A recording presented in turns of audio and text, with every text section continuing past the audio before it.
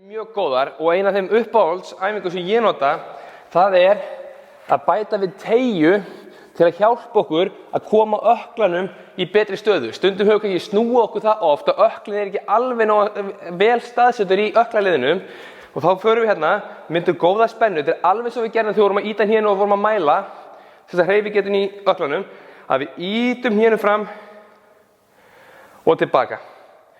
Við aukum hreyfigetuna hægt og rólega og förum alveg eins langt á þess að áður en hællinn lyftist úr gólfinu. Hællinn þarf alltaf að vera í gólfinu. Ef hreyfigetan skertri, þá bara ferðu styttra. Nú erum við á hægri fætinum á mér sem talsvert betri heldur en vinstri fóturinn. Gerum bara svona 15 endurtekningar.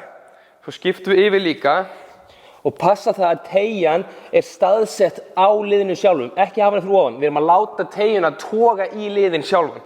Þannig hérna höldum við góðri stöðu, byrjum við ýta og fáum hjálp frá teygjunni að koma liðinum í rétta stöðu til að auka hreyfigetuna. Ég hef framkvæmt mælingar með Dorsiflex appinu fyrir og eftir svona og það var fyrir til dæmis æfingu, áður ég gerði þessa æfingu, þá var 20% munur en það minnkaði og var bara 2-3% munur eftir að ég notaði þetta í upphitun.